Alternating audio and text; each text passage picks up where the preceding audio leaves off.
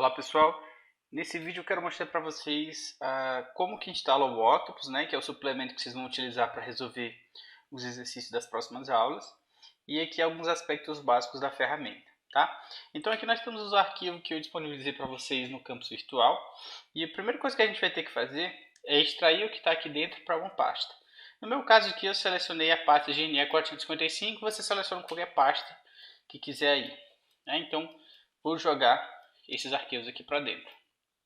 Feito isso, vocês percebem que agora eu tenho aqui um arquivo de suplemento do Excel e aqui eu tenho uma pasta que tem um certo conteúdo aqui que seria o manual da ferramenta, que vocês podem utilizar aí para tirar qualquer dúvida sobre como é que utiliza o modelo, qual que é a sintaxe do modelo, como que adiciona componente, que edita, que deleta, enfim, está tudo muito bem ilustrado aí, com fotos inclusive. Aqui eu tenho um arquivo de banco de dados que comunica muito com o suplemento. E aqui eu tenho uma pasta, de estruturas, tá? Que é onde a gente vai colocar as imagens dos compostos que a gente vai trabalhar. Então, eu vou abrir aqui uma planilha de trabalho do Excel para mim, que seria essa nova planilha aqui. E aí a gente vai sempre trabalhar com uma planilha que esteja no mesmo diretório dos arquivos de instalação, tá? Então, sempre que eu quiser resolver um exercício utilizando o Octopus, eu vou colocar a planilha no mesmo diretório desses dois arquivos. Então a gente vem aqui, para instalar o suplemento você vai em arquivo, opções e seleciona suplemento. Tá? Quando você clica nesse botão de ir aqui, você vai procurar onde que está o arquivo do Octopus do seu computador. No meu caso aqui ele está na área de trabalho, dentro da pasta GNE 455. Tá? Seria esse arquivo aqui. Então, quando você clica aqui em OK, você já colocou as funções do Octopus dentro do seu Excel. Está quase completa a instalação. Aí a gente vai ter que fechar a pasta de trabalho, no caso a planilha. E aí quando a gente abre de novo, ele completa a instalação ao todo, certo? Então aqui a gente tem agora essa janelinha, que seria a janelinha de suplementos. Tá? Quando você clica aqui, você está no ambiente do Octopus, que seria o formulário que vocês vão utilizar para auxiliar a resolução dos exercícios. Clicando aqui, você chega no manual, tá? Se você quiser consultar o manual pela própria pasta de instalação, você pode, ou você pode consultar por aqui. E aqui você entra no banco de dados, tá? Então, o que a gente tem aqui, pessoal? Tem muita informação para eu passar para vocês. Primeiro, a gente tem aqui um banco de substâncias que já vem instaladas no Octopus, tá? São vários compostos aí, em sua maioria compostos orgânicos, tá? Você tem hidrocarbonetos, álcoois, ésteres, éteres e assim vai. E aí sempre que vocês quiserem adicionar um novo composto, vocês vão utilizar esse botãozinho aqui, tá? Um conselho que eu dou para vocês é que antes de vocês tentarem adicionar um composto, vocês verifiquem se o composto já está no banco de dados. Então, por exemplo, se a gente quisesse adicionar o hexano aqui no banco de dados, primeiro a gente vai ver se o hexano já não está aí. Então, se eu mudar aqui o mecanismo de busca para o nome do hexano, sempre em inglês, eu procuro o hexano e eu vejo que o hexano já está aqui, ou seja, eu não precisaria instalar o hexano. Tá? Se eu quiser verificar as informações que eu já tenho, eu teria que clicar nesse botão de editar informação, esse terceiro aqui, e aqui eu já vejo tudo que eu tenho de informação do hexano. Tá? Mas beleza, vamos supor que a gente queira adicionar o hexanoato de metila, que é um éster. Eu vou verificar se eu já tenho esse éster aí, que seria o metil hexanoato, ou seja, eu não tenho e eu posso adicionar ele. Então vamos adicionar aqui para vocês pegarem um jeito. Então aqui eu tenho a parte de cima com as informações mais genéricas do composto, tá? E aqui na parte de baixo eu tenho as propriedades físicas e químicas do material. Então vamos começar aqui colocando somente o que a gente sabe. Você não é obrigado a preencher todos os campos, tá? Você põe os campos que você conhecer. Então eu conheço a fórmula molecular do hexano, do hexanoato de metilo, desculpa. Então, C7H14O2. Aqui seria um acrônimo, que é um apelido que você dá para o composto, que vai auxiliar quando você quiser filtrar o composto aqui dentro. Então, vamos chamar de metilester C60. O nome UPAC seria metilhexanoato. E o nome alternativo que eu coloco para ele seria o metilcaproato. Tá? Essa parte de tipo, classe, subclasse também só auxilia quando você quiser filtrar os compostos aqui dentro. Tá? E esse campo específico aqui a gente não consegue modificar, ele está travado, assim como o campo do ID. Então vamos colocar aqui o que a gente conhece sobre ele. Eu vou colocar apenas a temperatura normal de ebulição, 423,30.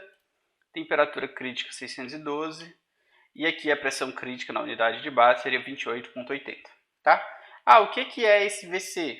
É o volume crítico, mas se você quiser saber o que seriam os outros campos aqui menos intuitivos, você pode clicar nesse botão de ajuda que ele vai te dizer o que cada coisa significa aí, tá? Outra coisa que eu vou inserir aqui seria o fator acêntrico, 0,4043, e aí eu vou salvar essa informação, tá?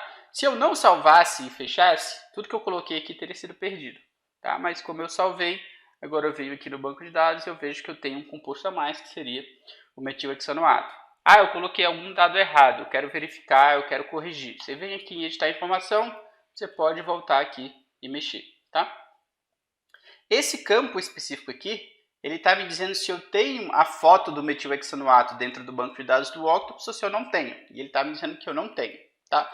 Se eu quiser adicionar essa foto, eu posso utilizar qualquer editor de moléculas que vocês encontram por aí na internet. Tem vários editores que se desenham a molécula online, tá? Então, eu vou pegar aqui uma imagem do metilhexanoato, que já está aqui na minha área de trabalho, eu desenhei, e aí eu vou copiar essa imagem e vou colar ela dentro dessa pasta de estruturas, tá? Metilhexanoato. Eu vou ter que renomear essa imagem com o número do ID dessa substância no banco de dados. O que seria isso? Qual que é o número de identificação do metilhexanoato, que seria essa primeira coluna? Seria o 469, tá? Então eu vou renomear aqui o arquivo para 469, tá ok? Então agora quando eu abro de novo lá no metilhexanoato, tá? Vou colocar aqui o ID 469 e eu vou checar as informações e ele agora está me dizendo que realmente eu tenho a imagem desse composto armazenado no banco de dados. Essa imagem aqui a gente vai ver que ela só é útil para quando a gente quiser utilizar o modelo de contribuição de grupos, tá? Ah, professor, eu sou obrigado a colocar a imagem? Não, mas facilita muito a nossa vida, como a gente vai ver. Ah, mas eu quero agora, professor, deletar o metilhexanoato. Aí você vem aqui, clica em delete e marca em sim, tá? Eu não vou deletar aqui porque tem mais algumas coisas que eu quero mostrar para vocês. Então, sempre que vocês adicionarem um composto, sempre que vocês modificarem o banco de dados, vocês têm que exportar todas as modificações que vocês fizeram para o arquivo do Access, tá? Então vocês vão clicar aqui em Export e aqui ele vai jogar todas as informações e vai salvar no banco de dados do Access. Muita atenção aqui, porque se você fizer toda a adição de compostos, se você mexer aqui no banco de dados e você não exportar para o Access, tudo que você fez vai ter sido perdido, tá? Então quando a gente clica aqui em OK e a gente espera um pouquinho, ele vai pegar todas essas informações e vai jogar para lá, tá bom?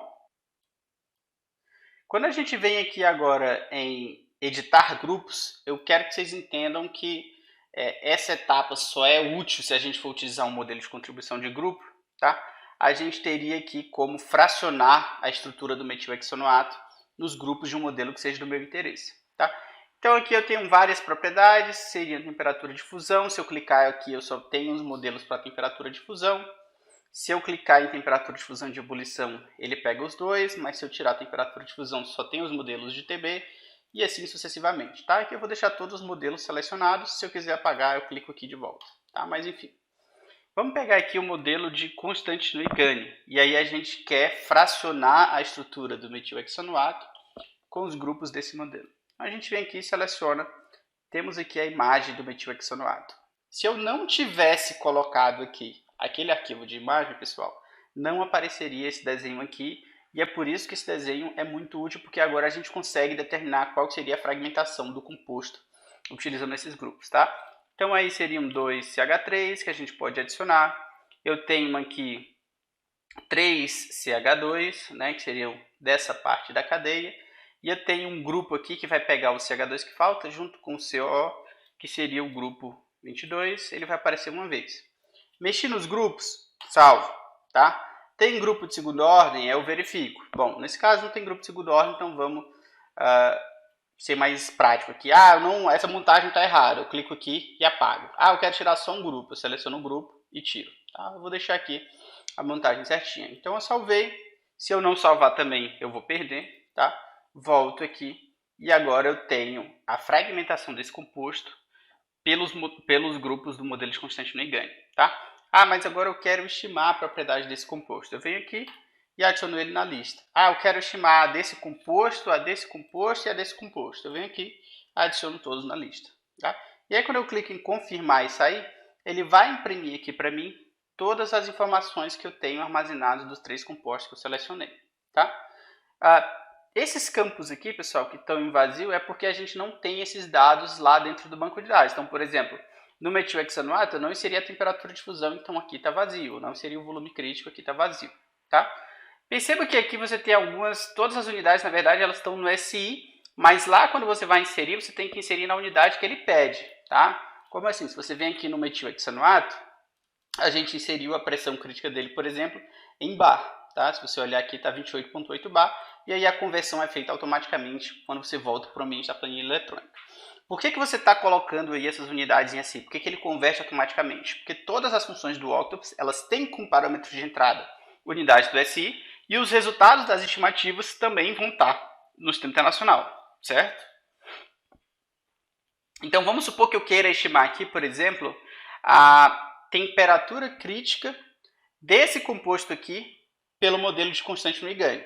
Aí eu vou ter que utilizar a função aqui no ambiente da planilha eletrônica, tá? Então, por exemplo, como é que eu utilizo a função? É sempre a mesma lógica, pessoal. Você vai colocar o nome da propriedade, depois você vai dar um underline, que seria essa linha aqui, e depois você vai colocar o nome do modelo, tá? Como é que eu vou colocar o nome da propriedade? Tem um apelido para a temperatura crítica dentro do Octopus, né? Como é que a gente descobre qual é esse apelido? A gente vai lá no manual, tá?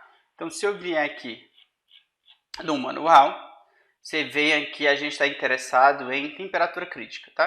Então, você clica aqui, e aí você tem que o apelido seria TC, aí você põe um underline e você tem um apelido do modelo, que normalmente são as iniciais aqui dos autores, né? Jobach-Haig seria JR, Constantino-Huygens seria CG. Então, aqui eu tenho todos os modelos cadastrados lá no Octopus que dá para a gente utilizar. E aí, quando eu clico em igual TC, vai aparecer todos os modelos daquela tabela. Tá? Eu estou interessado aqui em Constantino-Huygens, igual a TC, underline, CG. E aí eu abro parênteses e aperto Ctrl Shift A tudo simultaneamente, e aqui eu vou ter o parâmetro de entrada da minha função. Qual que é o parâmetro de entrada? É o ID do componente, então seria 469, que eu vou colocar aqui na célula 2, e aqui eu tenho um valor que seria a propriedade estimada, tá? Vamos colocar aqui um cabeçalho, eu tenho TC.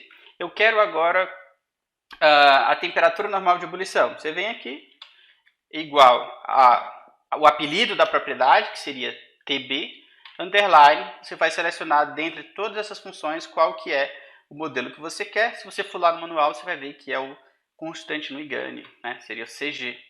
Então, o TB seria 423,45. Então, a lógica básica de utilização do Octopus é essa, tá, pessoal? Se a gente quiser estimar o fator acêntrico, então seria o apelido do fator acêntrico, como vocês veem lá no manual, seria o ômega, tá? Como é que eu vejo isso? De novo, você vai lá no sumário aqui, você vai procurar fator acêntrico, seria o ômega, tá? A gente está falando desse modelo aqui, que seria o ômega underline CG. O ômega underline CG, qual que é o parâmetro de entrada? Seria o ID do componente, daí está estimado aí a propriedade, tá? Então, quando você utiliza o Octopus, facilita muito a sua vida, porque algumas dessas funções dos modelos são equações muito grandes, os parâmetros têm muitas casas decimais, e aí acaba complicando um pouco, tá? Basicamente é isso que a gente tem que utilizar. Por exemplo, se a gente quisesse estimar o TB do nitrogênio aqui pelo modelo de constante no Huygens, nem seria viável, tá? Eu estou utilizando só como uma ilustração aqui, porque o modelo é só para composto orgânico. Então, a gente teria TB constante no Huygens, e a gente selecionaria aqui o componente, e ele está me dizendo que a matriz de grupos está vazia. O que significa isso? Eu não montei o nitrogênio com os grupos do modelo, tá? Se eu vier aqui no Octopus, a gente vai ver o nitrogênio é o 455, então se eu vier aqui no 455, venho aqui em constante no Huygens, eu não montei, né? Eu não tenho nenhuma imagem dele, nem tenho os grupos. Nem daria para montar, porque esse aqui é composto orgânico, como eu falei, mas estou só ilustrando para vocês, beleza? E aí vocês vão utilizando, pessoal. Vocês vão pegando o jeito, resolvendo os exercícios. Esse vídeo aqui é basicamente trazer para vocês algumas informações mais básicas, tá? Tudo que eu estou colocando aqui está muito bem ilustrado no manual. Vocês podem ver com calma, e qualquer dúvida vocês me procuram, tá? Um abraço e até o próximo vídeo.